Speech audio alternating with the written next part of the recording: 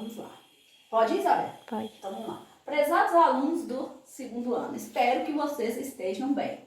Antes da paralisação, nós estávamos trabalhando o módulo 3 do material de vocês, que tratava das propriedades coligativas, que nada mais é do que alterações que vão acontecer em algumas propriedades do solvente quando adicionamos a ele um soluto não volátil, ou seja, uma substância que não evapora.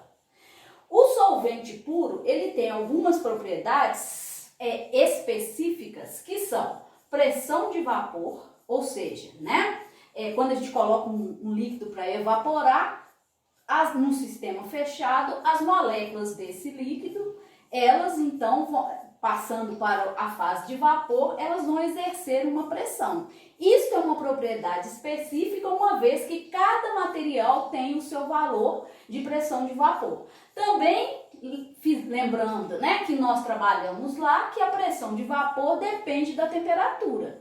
A hora que a gente aumenta a temperatura, a pressão de vapor também tende a aumentar. Então, pressão de vapor, ela é sempre definida em cima de um valor de temperatura.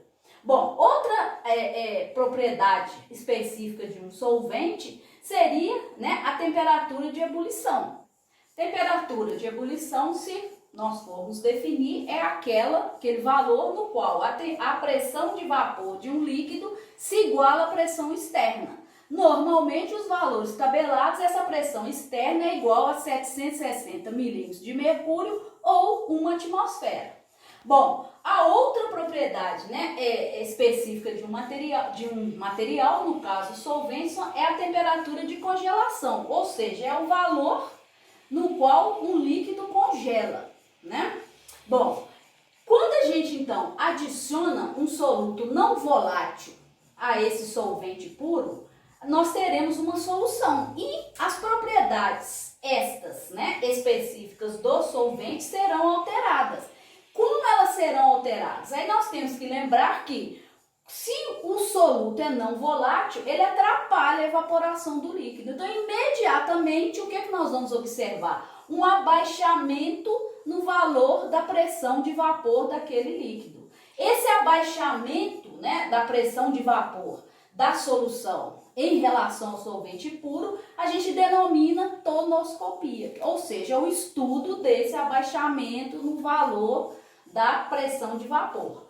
Também ocorre imediatamente, se eu altero a pressão de vapor, eu também vou ver a consequência na temperatura de ebulição. Vai ficar mais difícil, entre aspas, o líquido entrar em ebulição.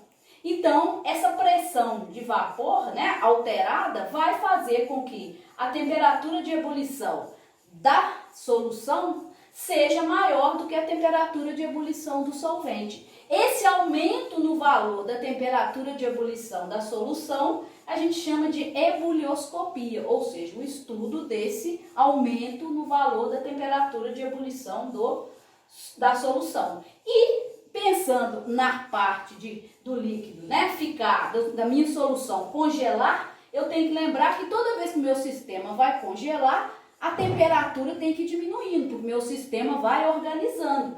O soluto não volátil, outra vez, atrapalha essa congelação.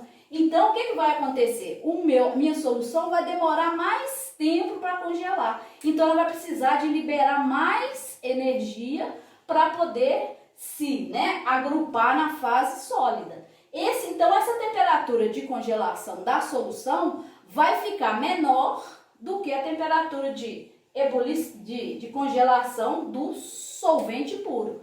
Então, o que vai acontecer? Vai acontecer, que esse abaixamento no valor da temperatura de congelação, a gente chama isso de criometria.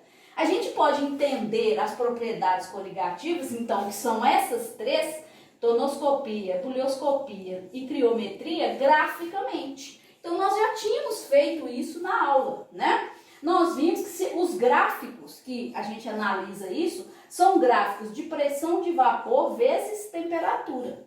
Então, o que a gente pode observar? Que se eu tenho uma curva, da variação da pressão de vapor com a temperatura de um líquido puro, ou seja, um solvente, as curvas curvas, nós falamos que não são retas, são isotermas, né? Então elas têm essa curvazinha assim, meia parábola. E aí o que acontece? Né? Quando a gente tem a solução, nós veremos uma outra curva para ela.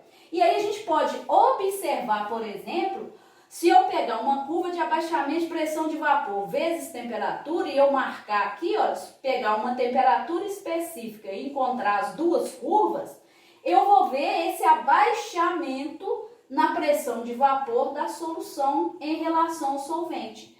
Eu posso observar aqui e se eu tiver valores, eu posso calcular esse abaixamento, que é esse delta, né, PV aqui.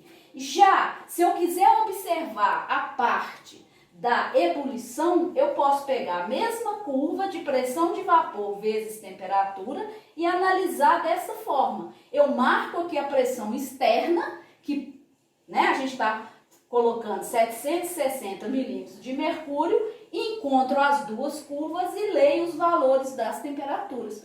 Como isso aqui é a pressão externa, né?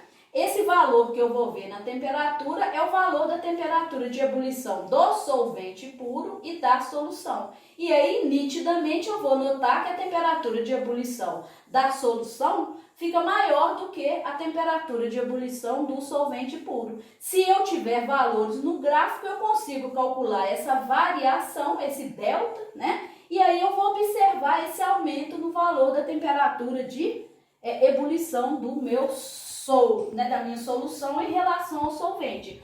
O importante aqui é a gente lembrar que esse efeito coligativo, essas três coisas vão acontecer concomitantemente. O que eu tenho que prestar atenção é que esse efeito ele não depende do soluto que eu estou colocando, desde que ele seja não volátil. Mas depende de quê? Depende da quantidade do soluto. Por quê? Porque se eu tiver maior quantidade do soluto não volátil, eu vou ter mais moléculas dele lá no meu solvente e aí o efeito coligativo será maior. Eu vou observar, né, um abaixamento maior na pressão de vapor, um aumento maior na temperatura de ebulição e um abaixamento maior na temperatura de congelação. Então, a propriedade coligativa, ela depende, né? Ela não depende do tipo de soluto, mas depende do número de partículas.